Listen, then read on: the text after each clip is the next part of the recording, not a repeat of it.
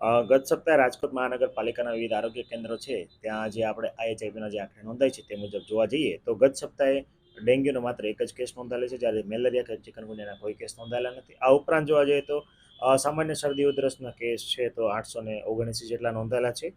તાવના 328 જેવા કેસીસ નોંધાયેલા છે. આ ઉપરાંત 228 જેટલા કેસીસ છે ઝાડા ઉલટીના નોંધાયેલા છે.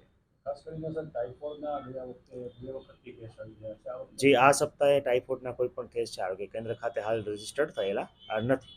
જી શરદી ઉધરસના કેસ છે ઉનાળો આવ્યો જી સામાન્ય રીતે જોવા જઈએ તો શરદી ઉધરસના જે સિઝનલ કેસો છે એની સંખ્યા છે એ આ મુજબ 800-900 જે વીકમાં જે છે એ રહેતી હોય છે, ને એ પ્રમાણે હાલ જે છે કોઈ પણ રોગચાળા જેવી સ્થિતિ છે એ માલુમ પડતી નથી. સામાન્ય શરદી ઉધરસના કેસીસ બાળકો ઉપરાંત છે સામાન્ય લોકોમાં છે જોવા મળતા હોય છે. ખાસ કરીને આરોગ્ય વિભાગ દ્વારા રોગચાળાને અટકાવવા કેવા પગલાં જે આરોગ્ય વિભાગ દ્વારા હાલ જે છે એ રોગચાળાની પરિસ્થિતિને ડામવા માટે હાલ તો જોવા જઈએ તો ખાસ કરીને અત્યારે આપણું ફોકસ છે એ પાણીજન્ય રોગચાળા ઉપર વધારે રહેતો છે. ખાસ કરીને ઉનાળાના દિવસોમાં ઠંડા પીણા, ગોલા ઉપરાંત અન્ય ઠંડી પેદાશો છે, આઈસ્ક્રીમ છે, ગોલા વગેરેનું ઉત્પાદન પણ વધતું હોય અને લોકોમાં એની વપરાશ પણ વધતો હોય, જેના કારણે ઘણી વખત ઝાડા ઉલટીના કેસો છે એ જોવા મળતા હોય છે. તો અનુસંધાને ખાસ છે આપણે આપણા જે RMCના છે વોટર વર્ક્સ વિભાગ દ્વારા છે સુપર ક્લોરિનેશનની કામગીરી છે કરવામાં આવેલી છે, એટલે ક્લોરિનની માત્રા પાણીમાં છે વધુ એડ કરી શકાય જેથી પાણીજન્ય રોગચાળો છે ટાળી શકાય. જેમ કે કોલેરા, ટાઇફોઇડ અને અન્ય પાણીના જે ઇન્ફેક્શન કે પેટના આંતરડાને લગતા ઇન્ફેક્શન છે એ ઘણા બધા છે એ કંટ્રોલમાં આવી શકે છે. આ ઉપરાંત ઝાડા ઉલટીના કેસોમાં પણ નિયંત્રણ આવી શકાય. દરેક આરોગ્ય કેન્દ્ર ખાતે હાલ જે છે એ સિઝનલ ફ્લૂ ઉપરાંત તમામ ફ્લૂ માટે જે સર્વેલન્સની કામગીરી અને OPD બેઝ પેસિવ સર્વેલન્સ છે એ થઈ રહ્યો છે. આ ઉપરાંત ફિલ્ડમાં મેલેરિયા જેવા વેક્ટરબોર્ન ડિઝીઝ એટલે મેલેરિયા, ચિકનગુનિયા અને ડેન્ગ્યુ માટે પણ વેક્ટરબોર્ન ડિઝીઝ કંટ્રોલ રિલેટેડ કામગીરી કરવામાં આવેલી છે. ખાસ કરીને પોરાનાશક કામગીરી પણ કરવામાં આવી છે. હાઉસ ટુ હાઉસની કામગીરી પણ હાલ જે છે એ ચાલુ કરવામાં આવી છે.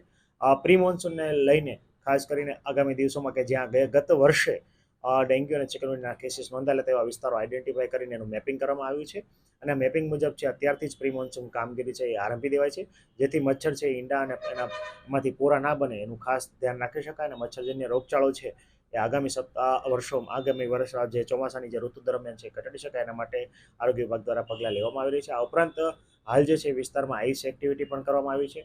સપ્તાહમાં એક વખત ડ્રાય ડે ઉજવે એવો પણ લોકોને અપીલ કરવામાં આવી છે, જેથી આપણે મચ્છરજન્ય રોગચાળો ટામી શકીએ. આ ઉપરાંત જેટલા પણ પોઝિટિવ કેસ આવે એ પોઝિટિવ કેસના આજુબાજુના 50 મીટર જેટલા વિસ્તારમાં છે એ ફોગિંગની કામગીરી પણ કરવામાં આવે છે.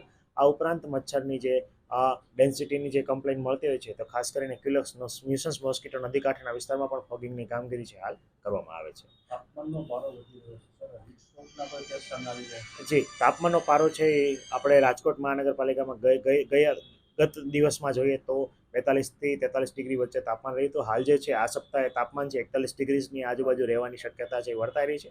હાલ જે હીટ સ્ટ્રોક રિલેટેડ કોઈ પણ હીટ સ્ટ્રોકના કેસીસ નથી આવ્યા હતા, પરંતુ આરોગ્ય કેન્દ્રમાં હીટ રિલેટેડ ઇલનેસ એટલે કે સામાન્ય માથાનો દુખાવો, ઉલટી, ઉપકા, ચક્કર આવવા ઉપરાંત સ્નાયુમાં કંપવા, દુખાવો વગેરેના કેસીસ છે ઘણા મહદઅંશે નોંધાતા હોય છે, પરંતુ એ ટ્રીટેબલ હોય છે. કોઈ ખાસ જે સિરિયસ લૂ લાગવાના કેસીસ જેવા કોઈ નોંધાયેલા નથી.